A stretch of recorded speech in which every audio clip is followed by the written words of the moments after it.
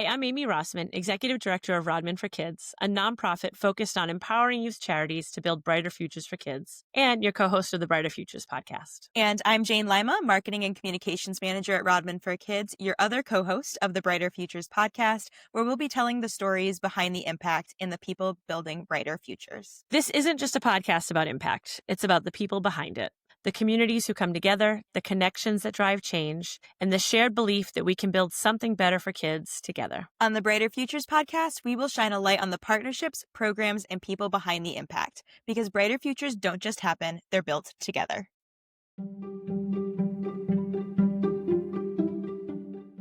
So today we are sitting down with Peter Waisgerber, Chief Development Officer for MetroWest YMCA, one of Rodman for Kids charity partners, and a Rodman for Kids board member. Peter has more than 30 years of professional financial development experience. He served as a trainer and facilitator for local, regional, and national conferences, worked as a consultant with boards and staff of nonprofit organizations throughout New England, and has experience running successful capital campaigns, events, and annual campaigns. He received his undergrad degree from the University of New Hampshire and his master's in human service administration from Springfield College. And he lives in the Boston Metro West area with his wife, Kathy, and has a daughter, Anna, who lives and works in D.C. And my favorite part about this bio, Peter rode his first Rodman ride for kids way back in 1993 and says his fondest Rodman for Kids memories include spending many of the ride days riding with his wife on their wedding anniversary. I think if we ask Kathy her favorite Rodman for Kids memories, she would have a different answer. But that's just my suspicion. Just my suspicion. I'm so romantic, right? Not a shabby bio there, Peter. Not shabby. Not too bad. So let's get into it.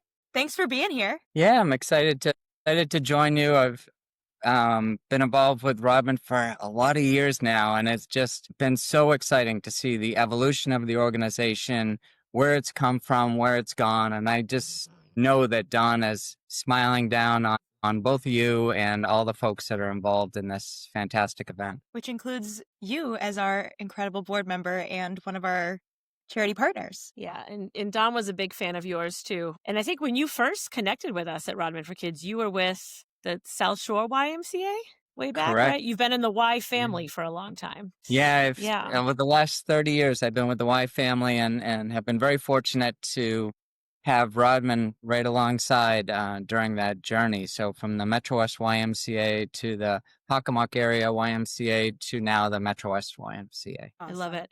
One of the things that I think is so interesting about Ys that I've learned, through working with a few of them as charity partners over the years is that everyone thinks about the Y as gym and swim. I think if you don't know a lot about it, and the Ys are actually such an incredible resource for our community and for kids especially. I would love to hear from you, Peter, about maybe a specific story that comes to mind of a child that you've worked with or a program at the Y that really sort of demonstrates how investing in every child can really lead to meaningful, lasting change. And it's not just about kids who are labeled at risk, which is sort of an outdated terminology, but to give you an idea of what I mean. Yeah, I'd be happy to. And thanks for your kind words about the Y. And as staff members, we always thought of the Y as more than that gym and swim, whether that's, childcare, after school care, teen programs for folks really of all ages. But everything that we do is based on needs of the community. And I don't think that was ever more evident than when we went through the pandemic. We had been doing some work in our food program, addressing food insecurity with families who we were serving, who were facing different challenges. But when the pandemic hit, we went from serving about 1,000 meals a week to 1,000 meals a day. Wow. And that work has just continued to grow. We're up to about 1,500 meals a day. We run 24 summer food service sites out in the community. So when schools aren't providing meals, we're out there providing meals to families. The other thing that was so incredible about Rodman when the pandemic hit, that you all were there right by our side and helping to make sure that we could continue the work that we're doing. In terms of specific program area, one of the things that I'm very passionate about is our work with teens. And we've increased from about 300 teens a week in our facilities to more than 1,000 over the last few years. Wow. And one story that I think sums it up, because teens don't want to be too structured. Teens don't want to be supervised. but they need to be in a passive supervision kind of way. But what we really pride ourselves on is having this safe space. And in Framingham, fortunately, it was a false alarm, but there was an active shooter warning not that long ago. And as the kids left the building and went running out, hundreds of them ended up at our Y facility. Wow. And to me, that spoke volumes. It's where they felt safe. It's where they felt together. And as as scary as this world is that we live in, to have those locations and so many of the Rodman charity partners provide those safe places for teens and provide that location where kids can be safe, be welcomed, be encouraged. Kids from all walks of life. Yeah. I mean, That's incredible. Yeah, that's incredible. And just, it goes to show you that, I mean, this is so dark and I can't believe we're talking about it, but, an active shooter, it's not just the kids that are at risk that are being, they're in danger in that situation. It's everyone. So you had all kids from all walks of life that were, running to the Y's doors. And I mean, it's such a terrible thing to happen, but I'm sure that it made you all feel so good that you were able to provide that place for these kids in one of their scariest moments, I'm sure. Right, absolutely. And we talk a lot at the Y about all kids are at risk, right? They're at risk for different things, but really our need to be there for all kids and to bring kids of different backgrounds together, whether that's racial diversity, whether that's economic diversity. We have so much to learn from each other when we're together. Our early learning, our child care programs serve about 60% of families who are on financial assistance, whether that's state vouchers, contracted slots, YMCA, financial assistance. And about 40% of those families are full pay. They can afford to go wherever they would like to go. But that blend is as impactful on the children who have to be there because they can't afford the programs as it is on the children who could be anywhere. Our daughter, who's 28 now, which is crazy, went to a program like that with the YMCA, and it was so impactful for her, and it was such a wonderful experience, really bringing everybody together. I love that. And I think it's a sign that every kid has potential regardless of the circumstances. So it makes it's equity in practice. It's bringing all of those kids, so that they're going to the same program regardless of what their home life looks like. And they have this opportunity to, for the kids that are there, just be kids, and experience this fun program that they get to, experience with their peers. It's a really proactive way, I think, to support all kids in the community. And as a sector, Peter, I'm really interested in your thoughts on how we sort of move beyond a lot of the deficit-based models that we see in community service into a strengths-based model where that support is more proactive and not reactive once a kid already has something come up that they need help with. Yeah, we talk a lot about the developmental assets. Then there's a research that was done into 40 developmental assets, and based on the number of those that you could bring into a child's life, their odds of success jumped exponentially.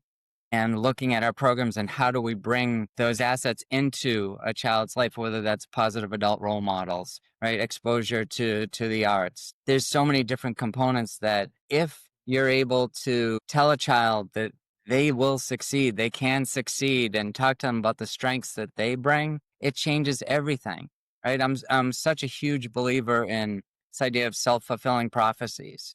And if you're telling a child from a young age that they can do what they want to do, that they can achieve, that they can be a leader, they will be. On the flip side, unfortunately, if children aren't receiving those messages, right? If they're always kind of pushed to the side, if they're never told that they can be what they want to be, that they're not important, they believe that too. So I think that idea of as nonprofit sector, as youth-serving agencies, and certainly all the partners that are part of the Rodman Ride and Rodman for Kids, bring those assets into so many kids' lives. Absolutely. I mean, that's sort of one of our pillars is, empowerment. And we talk about it with the work we do in empowering youth charities, but then all of you, our charity partners, are really empowering kids to believe in their potential and be the best that they can be. Love that you're doing that. Yeah. And like you said, obviously not just the YMCA, but all of our charity partners are doing this in different ways. And so kind of going off of what you were saying, kids really benefit from these different safe places and these safety nets. And so I'm curious, as both a board member for Rodman for Kids and also a charity partner. Have you seen kind of this connection amongst charity partners play out and like the power of that connection? How have you seen that obviously on you and your organization, but also on the kids that you serve? Yeah, I think that's a perfect way to frame it, Jane, the power of connection, right? I can't think of a meeting that I attended with our other charity partners around the table that I didn't learn something, that I didn't come out of there with a new idea, with an idea for partnership, with connecting. And so many of our fellow partners have been able to work together, collaborate, and impact more kids because of that. And I think that's one of the things people don't necessarily see when they see the Ride for Kids. They see the funds that are raised, they see an opportunity to impact young people, but it's that connection between different charities that really takes us to a whole different level. For years, we were kind of competing against each other. And when we're at the same table and we're partnering and we're problem solving together and we're talking about how are we better together, to me that changes everything. Absolutely. How do you think that's happening, like on a real tactical level, that collaboration between partners? Is it shared learning? Is it referrals? Like, how are you all working together to make a greater impact? Yeah, I think it's all of the above. I think Yeah. when we bring speakers in and we're able to learn from folks with specific skill sets, that's really helpful because we're all looking at that through our own lenses, Mhm. how we're impacting the community. But also we all bring different opportunities to the table as partners. So there have been opportunities where we've been able to say, okay, how can the Y partner with this charity or that charity to Mhm. really make an impact, make a difference, so we can bring our strengths to different agencies in the same way that different agencies can bring their strengths to us. And there's so many great partners around that table, and if I start to name them, I'm going to get in trouble for not You'll naming the get others. yourself in trouble. Don't do it. It reminds me of something Amy and I have talked about before, both on the podcast and in general, is just sometimes it feels like the nonprofit sector can be really isolating and it feels like you're doing it alone. And so it's easy to forget that no organization can or should do it alone. And so I think for me, that is one of my favorite parts of working at Rodman for Kids and being able to bring all of these organizations together is because, like you said, when you come together and you collaborate and you problem solve, you're able to amplify what's possible because you have more like-minded people around the table that are just, at the end of the day, just trying to help kids. But it's easy to get stuck in the day-to-day, like, Yeah. ugh, I have no one to turn to. Absolutely. Yeah, and I think that point's more important today than ever before, right? When there are so many funding challenges that we're all facing, right? From a federal level, which trickles down to a state level, and the state's getting so much more pressure to keep so many programs going and important programs, right? We're talking about feeding kids, we're talking about giving children an opportunity to succeed and be healthy, productive adults. It's really important work. So as that funding gets tighter and tighter, to have a network of folks that you can talk to that understand the same challenges that you're going through, and also to be able to brainstorm, okay, hey, we did this and it worked, we talked to this funder and they are really focused on this area, have you talked to them? It becomes a sharing opportunity when 1 + 1 = 3 when we start to come together. I love that. We often say, sort of just even talking internally, that if you look at all 40 or so of our charity partners, collectively, you're addressing pretty much every issue we could think of that a young person might be up against. And when this episode airs, we're taping it a little early, but it'll be right around World Children's Day. And that's sort of a day to remind us that every kid has rights and dignity and potential. What does it mean to you, Peter, on a real personal level, to have a part in uplifting all kids, even those who aren't necessarily seen as needing support? Yeah, I think for me personally, my dad was a guide instructor of Rockland High School where I grew up, and he was able to always see the possibilities that kids have. He was able to look at someone and not see the challenges, but see who they could become. When he had turned 90, I actually put the word out through social media to have folks write him a card, send a Oh, birthday card. And we received over 300 cards. And some of those cards were from folks who were part of his first graduating class that he taught with before he became a guidance counselor. He was a teacher from the class of 1967, who he had Wow. known for 4 years and who dedicated the yearbook to him. And the impact that he was able to make on individual lives was truly remarkable. And in a small way, I can see the career path that I've taken, the opportunity to work in the nonprofit sector as a way to continue that legacy, to try to give back. And, as he and my mom talk about a lot is, how do we leave the world a little better than we found it? Absolutely. That's beautiful. I love that story. Thank you for Yeah. sharing that. My goodness. You're continuing the legacy for sure. I thought Jane was just about to give us the first Brighter Futures podcast tears for a second there. She looked like she was having a moment. Was having a moment. I did have a moment. I did have full body chills when you said that. No, but Hey, I think I kept it together. I usually, if I start talking about my dad, I will lose it. Oh, So- my gosh. understandable. He sounds amazing. But exactly what you were just saying, like every child deserves support, not because they're struggling, but because they're kids and because they are, like, end of sentence. Regardless of their circumstances, they just deserve support. And like Amy was saying, every kid has dignity and rights and potential. And that's kind of the whole purpose of Rodman for Kids, is ensuring that every kid has the opportunity to explore that potential. So thank you for sharing that story. Yeah, I think we've seen that too in Theater for Kids, right? In the Theater for Kids program, and just opening kids' eyes to the possibility that's out there. In Hamilton, there's a quote that this is not a moment, this is a movement. Right. And to me, that's what Rodman is. This isn't a moment. This isn't about a one-day ride, or this is about a movement of bringing folks together to really change the world for thousands and thousands of kids. And I think the Theater for Kids program has done that as well, bringing arts into kids' lives and raising their sights about what's possible. Absolutely. That wasn't a paid plug for a Hamilton buyout, but very, very nice timing, Peter, to add that in there. If it was a plug, I actually might have started singing. Wait a minute. Hold on. Maybe we can make this happen. This is actually a spoiler. You heard it here first, folks. Peter will be on stage on October 21st during the performance of Hamilton. He will be playing Aaron Burr, so make sure to watch that. Yeah. Love that. Well, this is a good segue into a fun little segment we're going to include in every episode of the Brighter Futures podcast, Peter, which is to ask all of our guests a question about your childhood. So what we'd love to know is about a person, activity, or memory from your childhood that shaped who you are today. Wow. I see you already got me talking about my dad. So I'm going to talk about my mom for a little bit.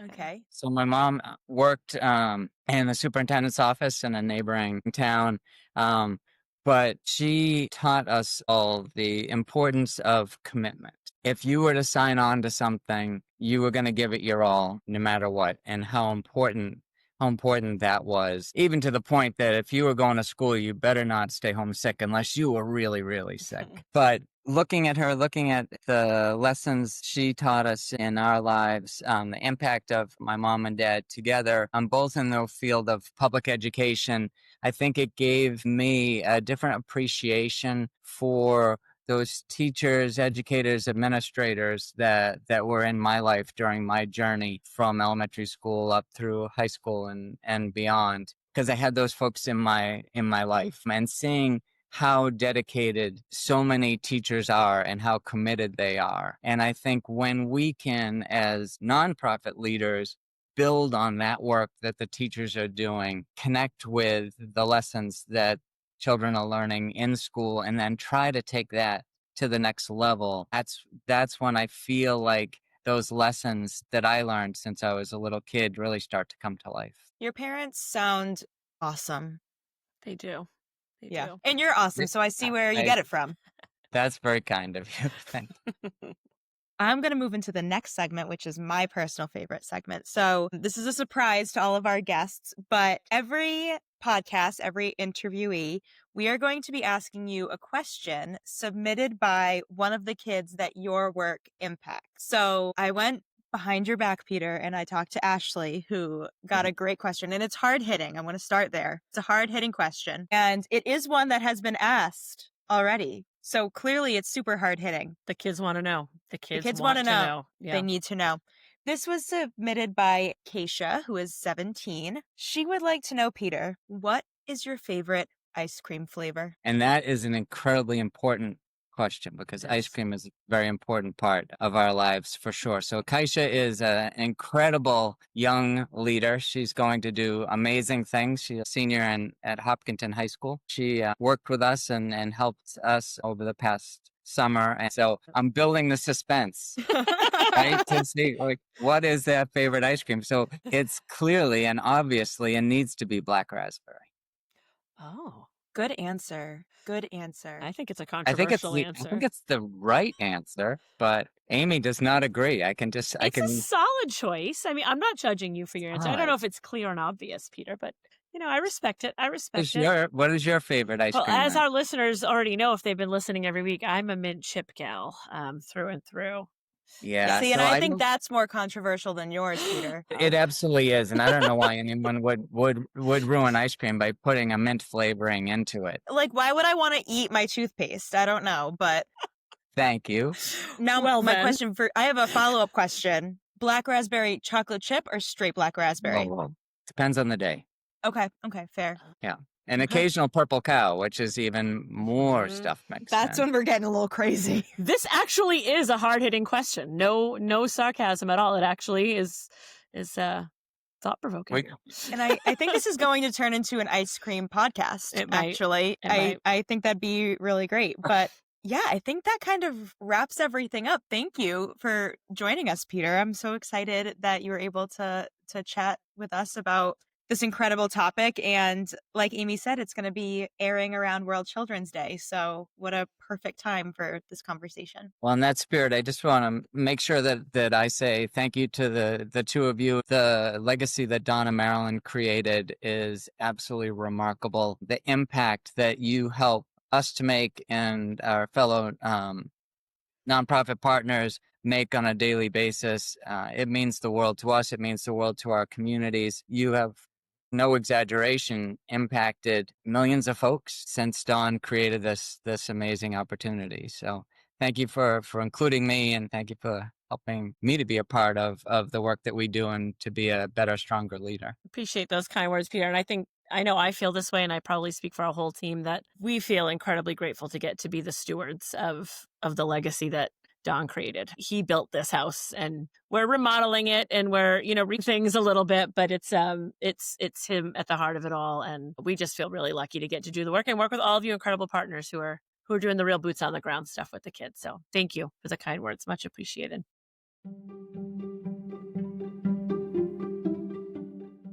We just want to thank Peter Waisgerber again for joining us today. He was an awesome guest. I've worked with Peter in this capacity for at least probably 15 years now, and have always looked up to him. And it was a treat to get to talk to him like this and learn a little more about his family and the inspiration for his career. So that was a lot of fun. As always, we'd like to leave you with a reflection question today. Can you remember a time that you felt empowered, connected, or uplifted as a child? And how did it make you feel to be seen regardless of your circumstances? Thank you for listening to the Brighter Futures podcast, where every story we share is a reminder that brighter futures don't just happen, they're built together. If today's episode moved you, consider sharing it or leaving us a review. And if you want to learn more about how you can be a part of this journey, visit www.rodmanforkids.org.